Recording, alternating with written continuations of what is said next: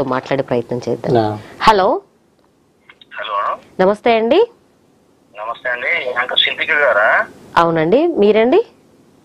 నేను కొత్తకొండ రాజుని మాట్లాడుతున్నామ్మా. నమస్తే అండి, ఎలా ఉన్నారు? నమస్తే, బాగున్నామ్మా. మీరు బాగున్నారా? బాగున్నానండి. ఇలా మా బొడ్ల మల్లికార్జున గారి లైవ్ షో నడుస్తున్నదండి, లైవ్ నడుస్తూనే ఉంది. వారు మా పక్కనే ఉన్నారు, మాట్లాడండి. ఒక్కసారి మాట్లాడదాం. మాట్లాడండి. జై శ్రీరామ్. నమస్తే. నమస్తే నమస్తే రాజు గారు, బాగున్నారా? బాగున్నారా అన్నగారు? బాగున్నామండి. చాలా అద్భుతంగా మీరు మీ కార్యక్రమాలు నిర్వహిస్తున్నారు. 7 పదుల ధన్యవాదాలు. వయసులో కూడా 30 ఏళ్ళ యువకులు అన్నగారు. ధన్యవాదాలు. మీ వయసును బయట పెట్టేస్తున్నారు వారు.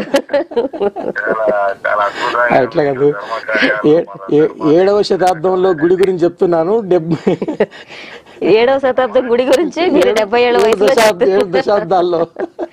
బాగుంది. చేయలేనటువంటి పనులు చేస్తున్నారు అన్నగారు, మీకు ధన్యవాదాలు. కానీ వారిని చూస్తే అలా 70 సంవత్సరాల వయసులో కనపడట్లేదండి. మీరు ఇలా రివీల్ చేసేస్తున్నారు.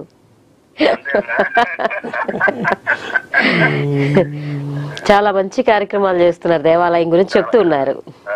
అవునండి, అవునండి, చాలా అద్భుతమైన కార్యక్రమాలు చేస్తున్నారు. ప్రతి కార్యక్రమానికి పార్టిసిపేట్ అవుతున్నారు అన్నగారు.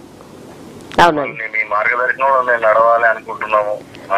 ధన్యవాదాలు. ఉత్సాహంగా ఉండడానికి కారణం ఏంటి మాకు ఒకసారి చెప్తే మేము కూడా అలాంటి. ఏమీ లేదండి. మనము ఉదయం లేచింది మొదలు వేకువజామున లేవాలి, 4:30కు లేవాలి. ఒక అరగంట లోపల కాలకృత్యాలు తీసుకున్న తర్వాత మన యొక్క ప్రాణాయామం చేసుకోవాలి, బాడీ ఎక్సర్సైజ్ చేసుకోవాలి. మనకు నిత్యం మొదటి పాయింట్ ఏంటంటే మనం బాడీ ఎక్సర్సైజ్ చేసుకోవాలి.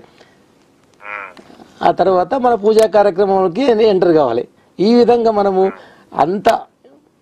ఈ విధంగా చేసినట్లయితే మనకు ఏ విధంగా మనం ఉండాలో ఆ విధంగానే ఉంటాం.